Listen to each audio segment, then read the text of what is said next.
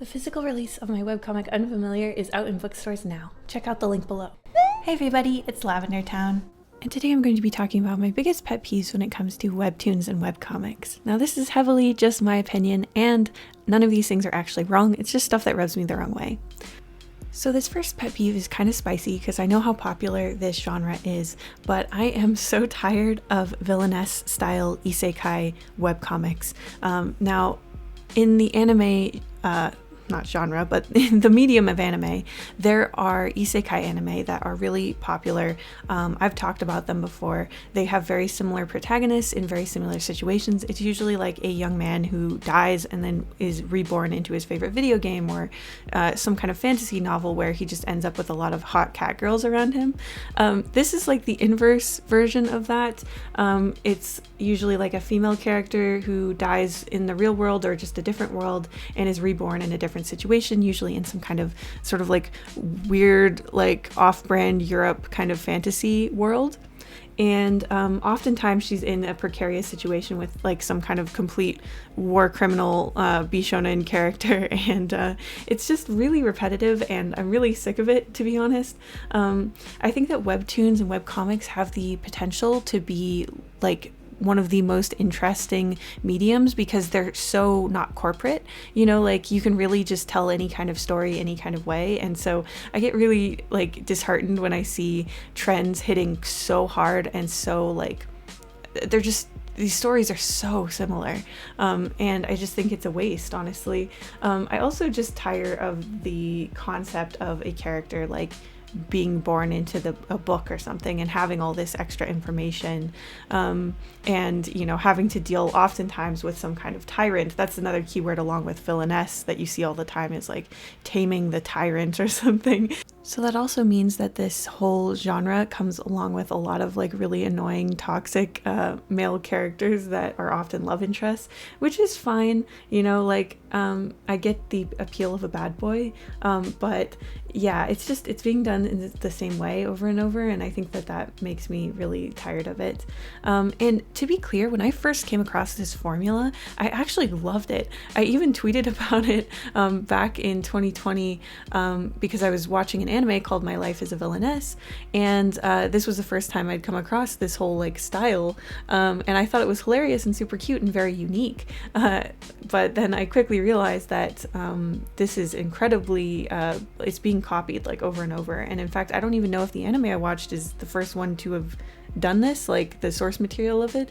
I have no idea now. I mean, it's so common that I don't even know how you would find like the origin. But if any of you guys know who first started doing this villainous isekai stuff, please let me know. Yeah, I guess at the end of the day, it's really not about what happens in the stories. It's just about how much the story is being retold and how similar they look. They're always in the same like glossy anime style. They have many of the same story beats, and I just think it's a waste for a medium that is, you know, oftentimes so diverse and so like unique to the person who's drawing the comic. I just hate to see the repetition, I guess. The next pet peeve I want to talk about has to do with the new, I guess, trend of doing scrolling comics that are designed to be read on a phone rather than the traditional like print page style where you have to like tab between them a little more often. Now, there's nothing wrong with scroll comics in general, and in fact, I'm sure that for anyone who's not planning on getting their webcomic printed, it actually makes a lot more sense to have your comic in this scroll style. However, I do feel like sometimes it leads to some lazy composition and some just more generally boring and overly spread out content, I would say. I tend to like a very fast-paced and dense page for my own work, so this might be part of the reason why I in particular don't like this very floaty sort of like lots of orphaned text kind of style, and I completely understand why people do it. You know, it's a way to control the pacing, and again, on a phone I feel like it makes it flow really nicely, but yeah, I just feel like sometimes when I'm reading a webcomic, like there's a lot of just like gradients with a text bubble floating in it, and a lot of the characters like faces close up and they're just like no backgrounds. It feels not lazy, but like a little bit less care in the way that the page is constructed, just because there's less space to do interesting things with the panels. So right now what I'm doing is I'm basically putting the same information, the same characters, and the same text in the two formats. The scroll format done sort of the way that I was talking about, where there's just a huge amount of space, and you know, your thumb's getting tired scrolling down through all of these gradients and these like basic screen tone pack kind of things. And then I redid the same scene, but in more of the page style, where you have like a background and the characters are more likely to be interacting with each other, or you see them in the same panel. I find that that's something that bothers me a lot sometimes with the scroll style, is it seems like people are more hesitant to actually show the characters in the same panel. So you oftentimes, like, you have to kind of just assume based on their eye line where the characters are. And again, like, yeah, neglecting backgrounds and instead having like gradients or some kind of pre-built like texture or asset instead of like, you know, where they actually are. I find that is a little bit more disorienting and just not as exciting to look at. So I'm doing this very like stereotypical scene of like a girl being like, oh, he doesn't even know I exist, kind of thing. And I'm just basically showing how much more dynamic it can be if you're doing like weird stuff, like you're panning in and out, and you know, there's repetition of the characters are moving. You know, this is the type of stuff that I think is really important, and it doesn't have to be in page format. I guess I'm more broadly talking about like the tendency to sometimes be a little bit just, yeah, like having a little less care in the composition, which I guess I associate with scroll comics, just because I feel like scroll comics do limit you a little bit more. Yeah, I just think, I don't know, I don't really like scroll comics, I'm gonna be honest. I'm still used to reading web comics on like my PC screen, so I don't really benefit from the scrolling, so it just makes it really like annoying and having to like scroll on my mouse wheel constantly too. If my resolution for the new year was to stop complaining about default line tool panels and pre-built text speech bubbles, then I would be failing that resolution now, because I cannot shut up about how much I hate them. So basically, this isn't just a Webtoon problem, but I see them a lot in webcomics, and I don't understand why this is still a thing. Like, having these like too thick, perfectly even line tool panels and having the like the shape tool bubbles, I feel like it takes so much away from the comic's overall look. Like, it just cheapens it, and I'm never gonna get over it, because I feel like it's so easy to just draw like a little shape around your text instead of using the tool, and it just looks so much better. Like, it blends so much better with all this hand-drawn inking. I guess if your comic was extremely like almost vectorized, it was that clean, then it could work. But with almost every webcomic I've seen that uses like Clip Studio's like text bubble tool or anything like that, or the shape tool, it looks like you put stickers over someone's hand-drawn art, and I just hate it. Like, it makes me crazy.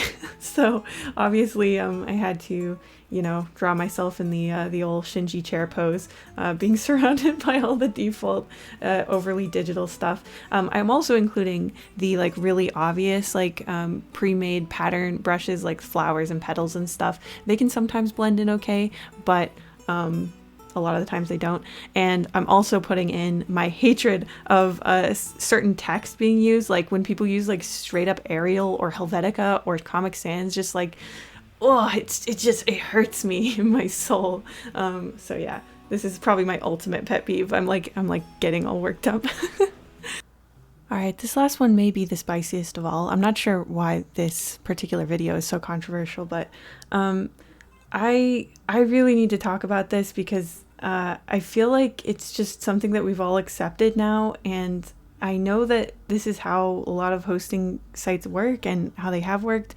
I don't like microtransactions in webcomics, and I'm hesitant to even talk about this because I've thought about doing it, and who knows, I might have to, like, I won't have to, but maybe someday in the future, I don't know, maybe I will be creating webcomics based on this model, but I really hope not, because as a reader, I feel like it's so frustrating to have a story that you like, and having to like pay for every episode separately. Like, I would rather just pay like 20 or 30 bucks to get like a season pass and like get a whole story, rather than have to constantly be chipping in like $1 every episode and having them be locked, or like being interested in a story and wanting to read just a little bit longer but having to pay like $5 or something. Like, obviously webtoon artists deserve to get paid. Like, that is, you know, I'm a webtoon artist. Like, I'm not suggesting that they don't deserve money. I think that this like piecemeal method is very frustrating, and it's not good for the reader. And I also think it's not good for the webcomic artist, because like I would rather have someone like buy in fully and get to read this story all the way through. Because what if you have like a slow period in your story? Like, you're gonna lose your readers forever. And, you know, I mean, it's really hard to make a story that's 100% like high octane every single time. And I feel like that's what you're being forced to do essentially if you're asking someone to pay every single episode. Like, it's just, I don't know, it feels a little bit I don't even know how to describe it. It doesn't feel respectful to the reader, and I really am not a fan, and I don't think that it's good for the industry. But yeah. So those were my own personal pet peeves when it comes to webtoons and webcomics. Please let me know what yours are, and I will see you in the next one. Thank you to all of my patrons, including Ventali, Sniper, JP25, Lucy Amajiki, Heartless Doll, Finmus Die, Aries Chaos, Live, Salty Jackrabbit, Noose Milk, Ravens Crow, Sausalot, Tea Hill Music, Jabber Dabber Doo, Gender Was Stolen, Kay, Moo Milk, Kadaria, Deadly Nightshade Art, Astral Fox Art, Expressive Poker Face, Tsubaki, Michael Lavalley, Cutie Pie, Rune Rain Crow, Ice Cream Pal, Kola, JJ Jade, and of course, Libba.